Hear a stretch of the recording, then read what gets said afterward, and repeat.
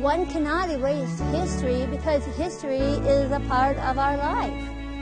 And it's where we can think of it as helping us to better ourselves in the future.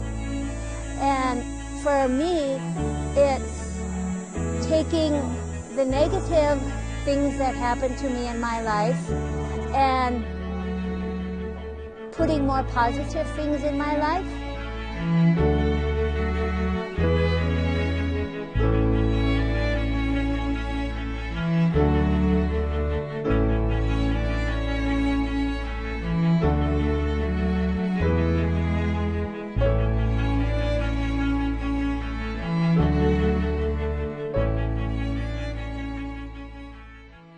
So we are at the Fergus Falls State Hospital, which is otherwise known as the Kirkbride building around here, and it is the Kirkbride Arts and History Weekend.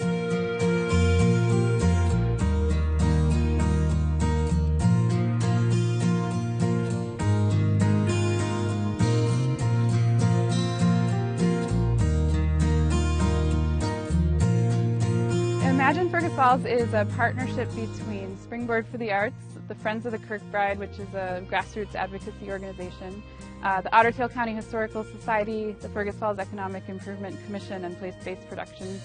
And this Imagine Fergus Falls is really an attempt to look at the past and future of the Fergus Falls State Hospital through arts engagement, so through creative placemaking, theater, storytelling.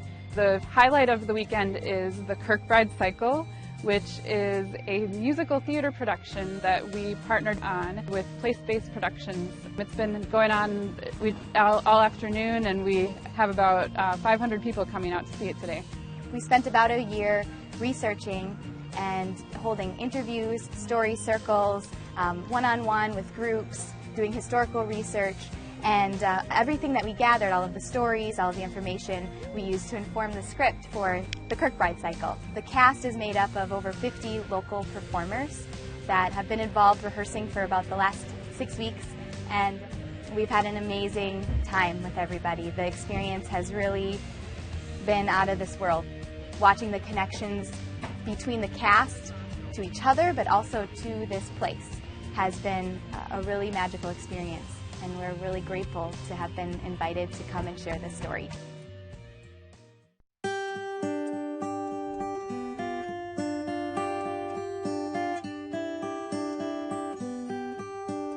When you become admitted to the RTC here, you are called a resident here and not a patient. It just made you feel a lot more welcome, a lot more acceptable with your diagnosis. I am affiliated with the Kirkbride. In 1968, I was able to become involved with a volunteer program through the Lutheran Church here, and I stayed in the geriatrics for the summer, and I got to know the residents here. Then in 1972 was my first hospitalization here at the RTC. And periodically I was hospitalized until 1980 was my last one.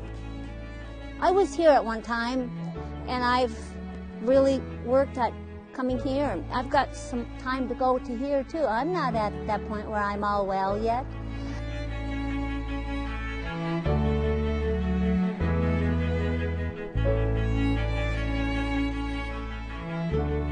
In addition to the Kirkbride Cycle, we have different artists that are set up doing activities throughout the day. We have some food vendors, and there's going to be a street dance tonight featuring some local musicians. But we also did a call for art that really surprised us, actually. We had a call out for about a month, and what happened was many people not only created new works for this exhibit that we did called Essence of Memory in Space, but we also had some people approach us that had artwork from former patients. And it was unbelievable how I've actually gotten into contact with people who had patient work that they actually saved from garbage cans up here and also the dumpsters. And they've been saving them in their homes and storing them.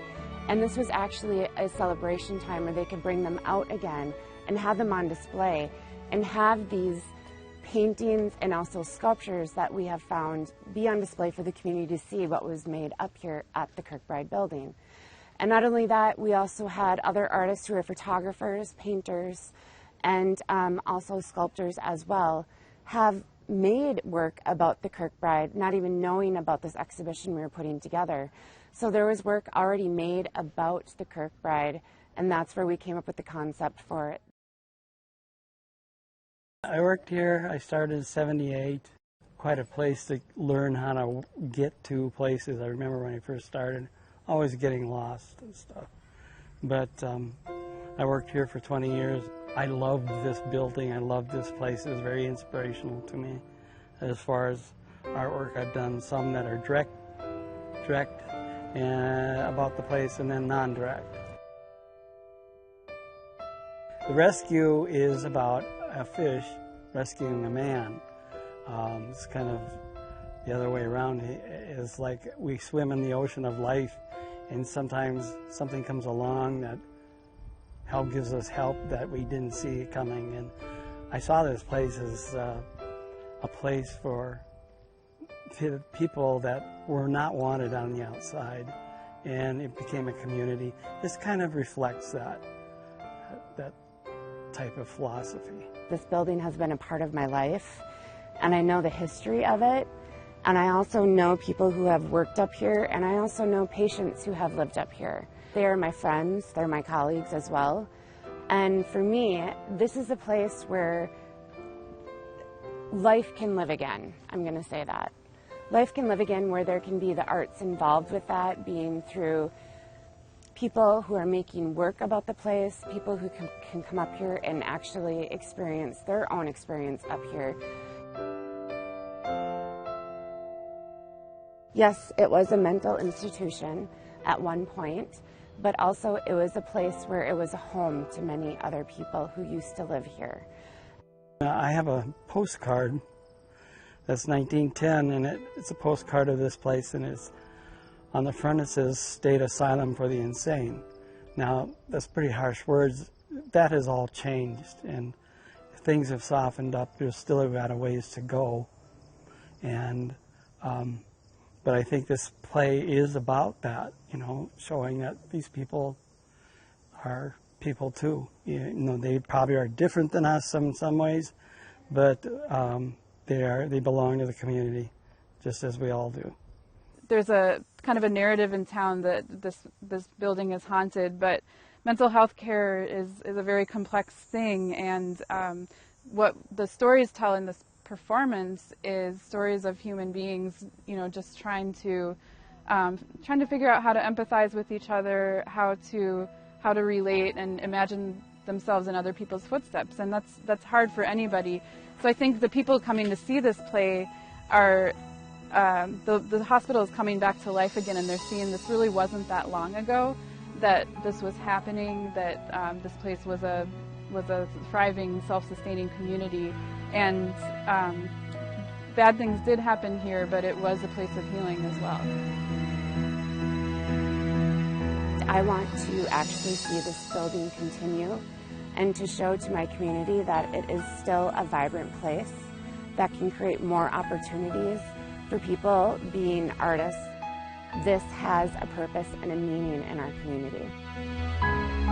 What is really profound is just how the smallest conversations with people can lead to something really, really huge like this, and just get the community having fun together and imagining what's possible.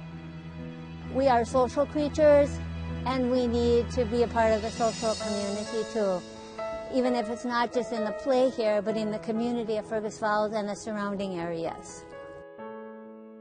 I've grown in sharing my life, my hope, my experiences with other people, praying with people when they need a loved one, socializing with other people when they're lonesome.